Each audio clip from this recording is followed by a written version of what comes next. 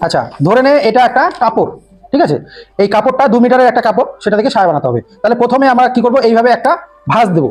এবার আবার এদিকেই হতো ভাঁজটা, কিন্তু যেহেতু এটা পেপার, আমরা লম্বা সাইডটা এদিকে পেয়ে যাচ্ছি, বেশি লম্বা না, সেই জন্য আমরা একটু ঘুরিয়ে নিলাম, নিয়ে কাপড়ে যে একই রকম ভাবে কাপড়ে করলে কিন্তু হবে।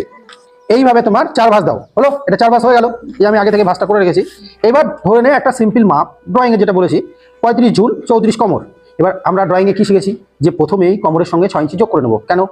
কারণটা হচ্ছে পড়ার সুবিধার জন্য, মাথা দিয়ে যদি পড়ি তাহলেও বেশি লাগবে একটু, আর প্যান্টের মতন যদি পড়ি তাও বেশি লাগবে, সেই জন্য কোমরের সঙ্গে 6 ইঞ্চি যোগ করে নিলাম। তাহলে ঝুল থাকলো 35, কিন্তু কোমর হয়ে গেল 40। ওকে, অসুবিধা আছে কোনো? আচ্ছা, এবার আমি এইটাতে শুধু কাটিংটা বলে দিচ্ছি। ওকে, তারপরে আমি অন্য একটা পেপার নিয়ে বলে দেবো কাপড়ে এক্সট্রা করে কিভাবে বেলটা বের করে নিয়ে কাটতে হয়। আচ্ছা, তাহলে আমাদের ঝুল কত? 35। তাহলে এখান থেকে আমরা কত নেবো? আমরা সেন্টিমিটারে করছি, বড় পেপার না যে, ছোট পেপার। এবার সেন্টিমিটারে যদি করি তাহলে ঝুল কত নেবো? 35। এই যে 35 প্লাস 1 ইঞ্চি 36। ওকে, আচ্ছা, একই মাপ এদিক থেকেও নেবো, 35 একে 36 হলো। এবার এটাকে দাগ দাও। যদি ড্রয়িংটা কেউ দেখে থাকো তাহলেই তোমরা ভালো করে বুঝতে পারবে যে এটা কি করছি আমরা। এবার এখানে এ বি সি ডি নাম দিতেও পারো, কোনো অসুবিধা নেই, এ বি সি ডি যা ইচ্ছা যেমন ইচ্ছা নাম দাও। এবার এই মাপটা এখান থেকে নেওয়ার দরকার নেই, যা কাপড় আছে নিয়ে নাও, এটাও নেওয়ার দরকার নেই। যদি খুব বেশি চড়া হতো তাহলে আমি কোমরের হাফ নিতাম, কিন্তু সেরকম তো নাই, যেটুকু আছে আমার কোনো অসুবিধা নেই। তাহলে সায়া কাটাটা একদম সোজা।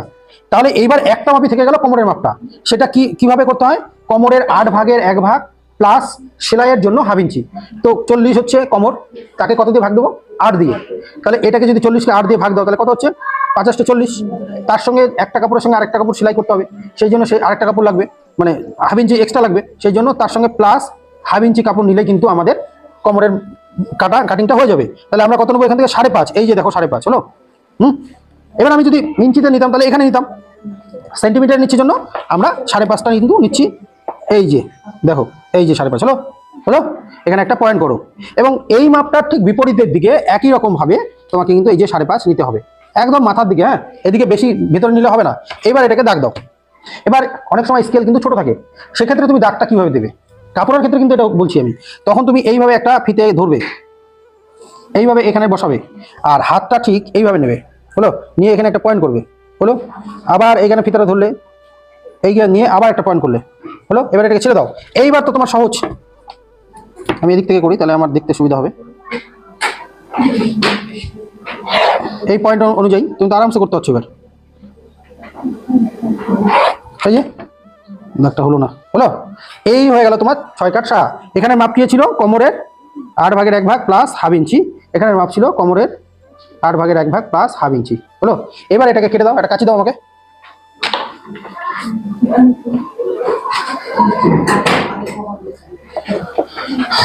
একটা কাঁচি দাও, এই যে। এইবার আমি এখান থেকে এই কেটে দিলাম, এই যে ঝুল, হলো। এইবার এখান থেকে কাটলেই আমাদের 6 কাট সায়া কিন্তু বেরোয় যাবে। আচ্ছা, এবার 6টা অংশ হবে তো, কিন্তু যেহেতু এটা পেপার আমরা ডবল ভাঁজ করেছি, জন্য এই জায়গাটা জোড়া আছে। এটা কিন্তু যখন কাপড়ে করবে তখন কিন্তু এই জোড়াটা থাকবে না। তার মানে এই জোড়াটা আমি যদি কেটে দিই, আমি তো এখনো খুলিনি, খুললে বুঝতে পারবে।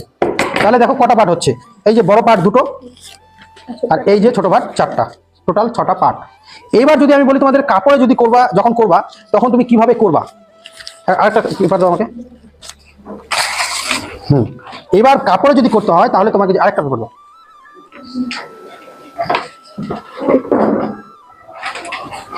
দেখো, যদি কাপড়ে করো তাহলে তোমাদের এই রকম 2 মিটার কাপড় থাকবে, ধরুন এটা জয়েন করা, হলো 2 মিটার। আমি মাপটা বলে দেবো যে একটা ছায়া বানাতে গেলে কিভাবে মাপ দিতে হয়, মানে প্রয়োজনীয় কাপড়টা কিভাবে বের করতে হয়। এই যে দুটো কাপড়, লম্বা একটা কাপড়। এবার সবার আগে যদি আমরা এইটাকে জেনে নিই যে একটা ছায়া বানাতে গেলে কতটা কাপড় লাগে, তাহলে দেখবা সহজ হয়ে যাবে এই কতটা কাপড় নেবো এবং কিভাবে করব। ছায়া বানাতে গেলে কাপড়, প্রয়োজনীয় কাপড় বের করার নিয়ম হচ্ছে তোমার ঝুল যোগ 1 ইঞ্চি, কোমর যোগ 7 ইঞ্চি, যেটা সবচেয়ে বেশি হবে সেটাই আমাকে ধরে কাপড় বলতে হবে। এবার ধরে নাও আমাদের ওই মাপটাই আছে, 35 ঝুল 34 কোমর, আমাদের যে মাপটা আমরা কাটলাম। তাহলে এখানে ঝুল প্লাস ঝুল যদি 35 হয় তাহলে 35, এখানে যদি আমি অঙ্কটা করিস তাহলে 35 যোগ 1 ইঞ্চি, আর কোমর আছে 34 প্লাস 7 ইঞ্চি। তাহলে কোনটা বেশি হচ্ছে? 36, আর 34 আর 7 কত হয়?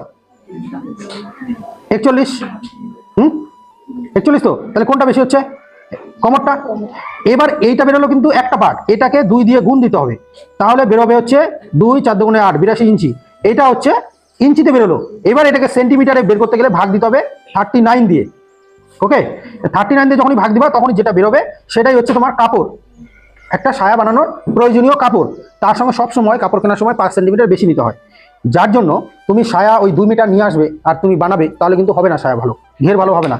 তোমার ছোট হোক বড় হোক মোটা হোক চিকন হোক যেমনই হোক, সায়া বানাতে গেলে তার মাপ দিতে হবে। মাপ দিয়ে যেই কাপড়টা বেশি পাওয়া যাবে সেই কাপড়টা থেকে সেন্টিমিটার বের করে নিয়ে, মানে মিটার বের করে নিয়ে তার সঙ্গে 5 সেন্টিমিটার বেশি নিলেই প্রয়োজনীয় সায়ার কাপড় হয়ে যাবে। হলো? এবার দেখো, আমি যদি ধরে নিলাম যে এখান থেকে এটা একটা কাপড়, লম্বা কাপড়, হলো হলো এবার এই কাপড়টা থেকে আমি প্রথমে চেক করবো কি, যে এই কাপড়টা থেকে প্রথমে চেক করবো কি যে এখান থেকে এই হাফ কাপড় মধ্যে, মানে আমি যদি এটাকে হাফ করে ধরে নিই এবার, তাহলে এই যে দেখো এই হাফ কাপড় থেকে এটা বেল্ট পাড়ের দিকটা থাকবে, এদিকে বেল্ট পাচ্ছি কিনা, বেল্টের যে লম্বাটা কোমর প্লাস 7 ইঞ্চি, এই যে বেল্টের লম্বা কোমর প্লাস 7 ইঞ্চি, ঠিক আছে, সেটা পাচ্ছি কিনা। যদি পাই তাহলে এইখান থেকে কেটে হাফ কাপড়কে সরিয়ে রাখবো।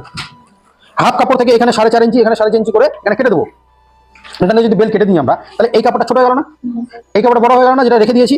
সেই জন্য এইটাকে দুভাঁজ করে আলাদা করে যে ড্রয়িংটা করলাম সেটা করবো, আর এটাকেও একই রকম ভাবে ড্রয়িং করে আলাদা করে দুভাঁজ করে কাটবো, একই ড্রয়িং।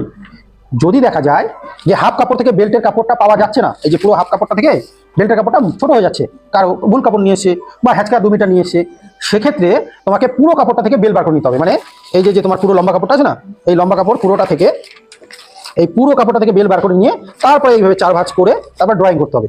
এবার প্রশ্নটা হচ্ছে যে আমার হাফ কাপড় থেকে বেল বার করে ড্রয়িং করলে কি লাভ, আর ফুল কাপড় থেকে বেল বার করে ড্রয়িং করে কাটলে কি লাভ। হাফ কাপড় থেকে যদি আমরা বেল বার করে তারপরে কাটি তাহলে তার বেশি খাটনি। বিষয়টা হচ্ছে হাফ কাপড় থেকে এইভাবে যদি বেল বেরোয় আর তারপরে যদি তুমি ড্রয়িং করো, তাহলে তোমার সায়ার যে ঘের সেটা অনেকটা বেশি হবে। আর যদি তুমি পুরো কাপড় থেকে বেল বার করো, তাহলে পুরো কাপড় থেকে বেল বার করলেও বেলটা কিন্তু পুরোটা লাগে না, কিছুটা হলেও ফেলে দিতে হয়, তাহলে ঘেরটা কমে যায়। ক্লিয়ার? এরপরে যখন কাপড়ে সেলাই করবা প্র্যাকটিক্যালি, তখন তো আলাদা বিষয় দেখিয়ে দেবো। ওকে।